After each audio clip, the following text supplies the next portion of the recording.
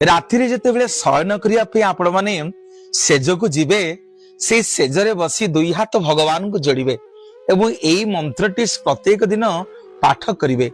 ଓମ୍ ସଦା ଭବାନୀ ଡାହିନେ ଗୌରୀ ପୁତ୍ର ଗଣେଶ ପଞ୍ଚଦେବ ରକ୍ଷା କରୋ ବ୍ରହ୍ମା ବିଷ୍ଣୁ ମହେଶ।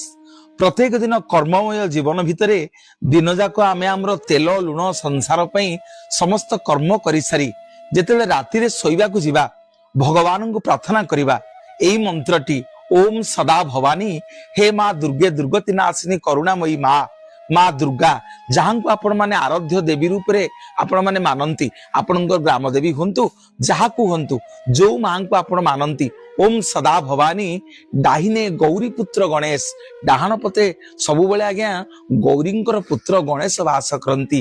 ପଞ୍ଚଦେବ ରକ୍ଷା କର ବ୍ରହ୍ମା ବିଷ୍ଣୁ ମହେଶ, ବ୍ରହ୍ମା ବିଷ୍ଣୁ ଏବଂ ମହେଶ୍ୱର ଅଦୃଶ୍ୟ ଶକ୍ତି ଭାବରେ ରାତି ସାରା ଆମର ଚାରିପଟେ ବୁଲୁଥାନ୍ତି। ତେଣୁ ଏଇ ମନ୍ତ୍ରକୁ ଆପଣ ମାନେ ପ୍ରତ୍ୟେକ ଦିନ ଜପ କରିବେ, ଦେଖିବେ ଆପଣଙ୍କର କୌଣସି ବିଘ୍ନ ବହୁତ ସମୟ ପାଇଁ ରହିବନି, ବହୁତ ଦିନ ପାଇଁ ରହିବନି, କୌଣସି ରିଷ୍ଟ କୌଣସି ବିପଦ ଆପଣଙ୍କୁ ହଠାତ୍ ଆସିବନି। ପ୍ରତ୍ୟେକ ଦିନ ଏଇ ମନ୍ତ୍ର ଜପ କରିବେ। ଓମ୍ ସଦା ଭବାନୀ ଡାହିନେ ଗୌରୀପୁତ୍ର ଗଣେଶ ପଞ୍ଚଦେବ ରକ୍ଷା କର ବ୍ରହ୍ମା ବିଷ୍ଣୁ ମହେଶ।